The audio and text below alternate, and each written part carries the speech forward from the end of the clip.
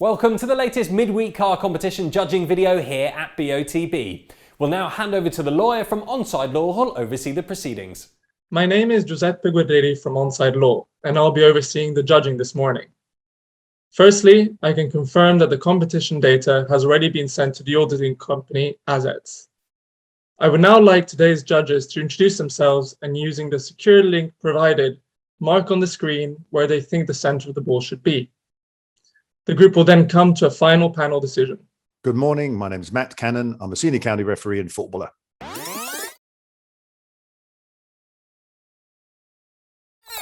My name is Chloe Morgan and I'm goalkeeper for Crystal Palace Women.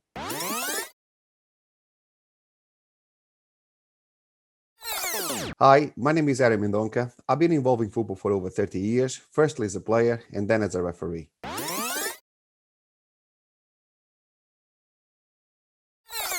Hi, my name's Renee Hector and I play football for Watford FC Women and I'm a coach for Tottenham Hotspur Foundation.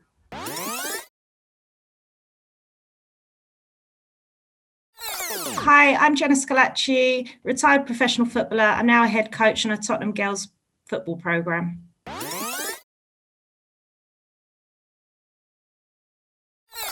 Good morning, my name is Leo Donnellan. I'm an ex-professional football player, having been with Chelsea, Fulham and Leyton Orient.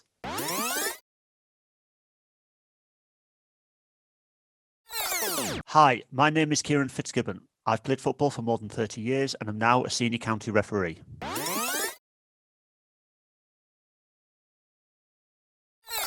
Good morning, my name's Peter Giorgio and I am a futsal and football referee.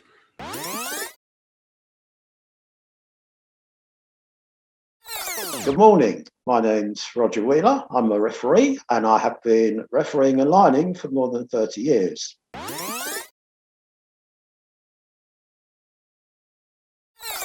I'm Nigel Hicks. I've been a Supply League match official for the best part of 30 years and I'm an experienced football administrator.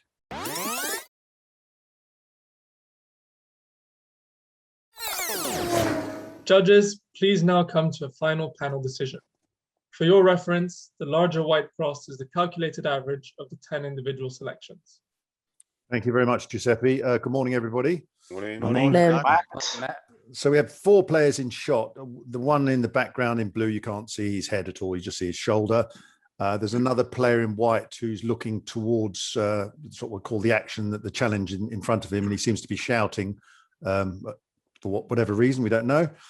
We have one player in the front in blue who's looking up. You've got a couple of good eyes, and he's sort of looking up and to his right, and I think just in front of him. And we've got the player on the left in white who's looking across, and we can see his eyelashes. We can't really see his pupil.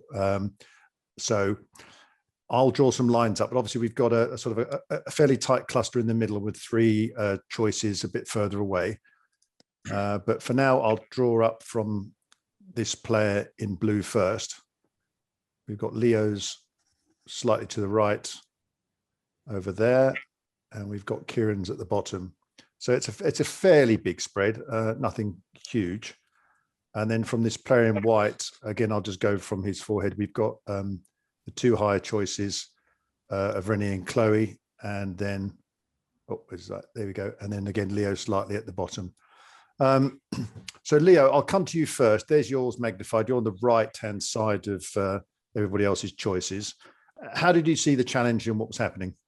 Yeah, hi Matt. Yeah, there's 2 players in shot. I think the player on the left isn't going to get to the ball, the player in white, but I took a lot from his eye line and the position of his head. I think the player in blue, I think he's looking directly up and just ever so slightly forward. I believe he's going to head the ball because I think the player in white, even though he's close, he's just on looking. So I pretty much went with their eye lines, Matt. Okay, thank you very much. And then we'll go to the opposite side. First, Chloe, you're there, your green cross, dark green cross highlighted, magnified there, and you're sort of at the top of everybody else's choices. There you are with the magnifier over. How did you see the challenge? Yeah, so I saw it quite similarly in the sense that I think the ball was dropping down for a header, and the blue player was the one who was sort of going to get there first. I think obviously he's got quite a clear eye line. We didn't look too tense. His eyes weren't shut. The body looks fairly relaxed, and his arms were still in front of him, which suggested the ball was, to me, a little bit further out. I then sort of counteracted that with the player, the white player. I couldn't see too much of his eye, but if you actually zoom in on his eye, you can see quite a lot of white on the underneath. And there was a sort of darker patch at the top of his eye, which suggested to me that his eye line was higher. So that's how I kind of got the higher than average cross. Yeah, thank you, Chloe. Next, Rennie, you're just to the left and below Chloe's. There you are, magnified, the dark blue cross, and I'll put the magnifier over the top of your choice. How did you see the challenge? Yeah, very similar, to be honest. I feel like the player in blue is going to win the ball, but I feel like there's still a little bit of distance for the ball to travel, just because if he's going to header it, I don't think either of them have left the floor yet, to be honest. And I think that I think that his arms still have to go down for him to reach up and make contact with the ball. So that's why my cross is just a little bit further away. And then I did take sort of the height as well from the player in white. Yes, we can only really see his eyelashes, but similarly to Chloe, I did see quite a bit of white. So I felt like his eyes were looking a little bit higher than maybe the angle of his head suggested. So that's why I put my cross there. Okay, thank you very much, as ever, Rennie. So we have a sort of three outliers, I describe it, and there's sort of a tighter cluster in the middle up to where the calculated average is at the moment. Kieran, I'll come to you next. There's yours magnified, the light blue cross. You're at the sort of the bottom of the main cluster and a bit to the left as we're looking at the photo, and the lowest of the choices. How did you see the challenge and what was happening?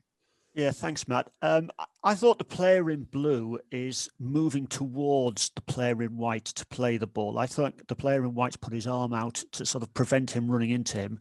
I feel that the player in blue may be just leaving the ground, looking at the ball. If you could put the magnifier over his eye for me, please, Matt. I don't think you can see a lot of white below the eye. So although his head's tilted back, I think he's looking a little bit further forward rather than in an upward direction. And that's why I placed my cross there. Okay, great. Thank you. Next, Roger, your lime green cross there is magnified. You're just above Kieran's and to the right as we're looking at the photo. Anything further to add in the challenge, or what's your opinion on heading, chesting? Yeah, thanks, Matt. Very similar to Kieran. I felt the player in blue was on the move, possibly just about to leave the ground. He's definitely favourite to win the ball. I don't think the player in white is actually challenging for the ball. As you said, he's got his arm out. I think he's just interfering and fending the blue player off. And I also was a little concerned about his eye line. I think he's trying to look at the ball, but he's also going to be very conscious of the blue player coming towards him. So that's why in the end I didn't think his eye line was quite as high as one or two of those above. I think he's going to be sort of split between looking at the ball and trying to keep a little eye on the blue player as well. Yeah, thank you very much. Peter, you're just there, magnified, the pink cross, sort of to the right of the main cluster. There you are, magnified. How did you see this? I've seen it like the rest of my colleagues in regards to the blue player going to be favourite to the ball, i.e. the ball dropping into him. And with the white player with his arm out just to put him off, prevent him from getting a clean header of the ball. And what I have done is used the player in white, the angle of his head more than his eye, to get the height and in regards to cross-reference it with the eyes of the blue player, who I do believe is looking, as you look at the picture, to his left, and slightly not as far across to the white, but much closer to himself. Yeah, thank you. Yeah. And thank you for that. Jenna, you're just there, the orange cross, literally just above Peter's there. You can see you both in the magnifier. How did you see this? Yeah, I felt the ball was coming into the player in blue. I felt he might have been backpedaling to get in position to head the ball, just with the ruffles on his shirt and the way his arms were. The player in white, same as Peter, really, I didn't take much from his eye, just his head angle, and line that up with the player in blue's eye line to come to where I was. I felt the player in blue was looking slightly in front of himself. Yeah, thank you. And then we've got two crosses just above the calculated average. Ari, I'll come to you first. There's your yellow cross. You're just in the middle of everybody else's choices, in the middle of the cluster. How did you see this? Well, I had exactly the same opinion as Jenna and Peter. I feel that the player in blue is backpedaling a little bit. He has a clear view of the ball. His arms are halfway. He's the one that I believe that is going to head the ball. Player in white, seeing that the movement of the player in blue to connect with the ball is going to interfere with his position. He already has his left arm out to try to, and at some point I believe he might try to intervene, trying to add it as well, get involved in there. And I use as well the head of the player in white, checking the position, and I felt that the spot should be thereabout. Yeah, great. Thank you very much. And lastly, Nigel, you're just there again in the middle of this, or there's your pink cross magnified, and I'll put you over the top. You're just to the left of my own. How did you see this? Very much the same as you, Matt. And, I think Ari captured it very much for me just now as well. I think both players are on the ground. I think the player in blue is moving slightly backwards. The player in white is closing the distance and, has reached out, got his hand on him there. I think we can only take head direction really for the player in white. We can't see his eye for it, although we can assume where it might be looking. Yeah, good clear eyes from the player in blue. Gave me that cross reference where I put my cross. Yeah, thank you very much. Okay, so we have, as we've done before, we have sort of 3-4 crosses outside. I think Leo's is far enough away for me as head judge to remove him from this next conversation. We have there then the calculated average moves a little bit further across towards Ari's own choice. If I put the magnifier over the top of it, we still have Chloe and Renee's out of the top of the magnifier, and Kieran slightly popping out the bottom. If I remove Chloe's and Renee's, it becomes into the middle of the choices, and it really encapsulates the majority of Kieran's cross as well. And one thing I picked up on both Chloe and Renee was saying that they could see part of the eye, but not the pupil, and so they've gone a little bit higher. And because of that, I think, and because they actually skew the average as a pair higher up, I'm going to also remove those because they're outside the magnifier. And then we're going to have a vote on whether Kieran stays. If I remove Kieran's, then obviously it comes into a very tight cluster up above here. So I'll put Kieran's back in, and then what I'm going to do is undo the 4 lines and then come up with a tight line really from this player, because I think the majority of us said that it's head position more than anything. And then we have this player's eyes again comes up to that area, and that's Kieran's at the bottom. So it's a slightly wider split. As I said, if I remove Kieran's now, to my mind, that's a very good final result, but obviously it removes 4 judges. So hopefully everything's understood that. Obviously, Chloe, I've removed you, but I would like your input on whether you think removing Kieran, who's what you're voting on, and bringing the calculated average here is a good one or not.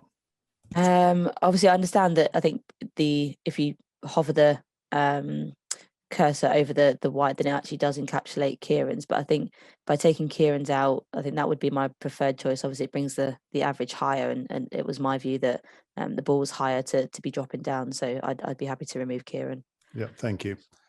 Ari? I would as well. Yeah, thank you. Renee? Yeah, agreed. I'd move Kieran as well because it brings the average higher. Yeah, thank you. Leo?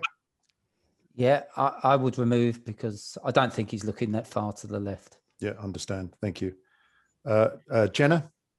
Yeah, I would remove it also. Yeah, great. Thank you. Peter? Yes, I'd have Kieran removed. I think that 6 clustered together really tight is a good average. Yeah, thank you. Roger?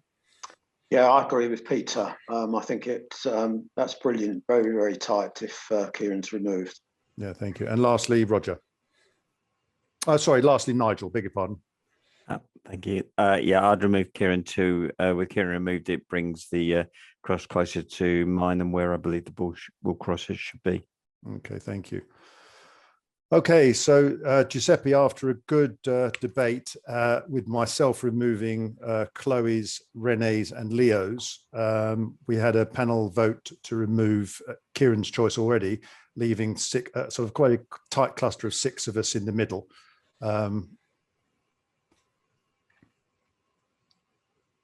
So you're happy with that decision? Yes, we're happy with that decision. Great, thank you. In that case, then please click submit. Thank you, judges. The coordinates selected are X2514, Y807. These coordinates will now be passed to the auditing company assets to calculate the winner of the competition, and they will then inform BOTB. That concludes the judging process. Thank you.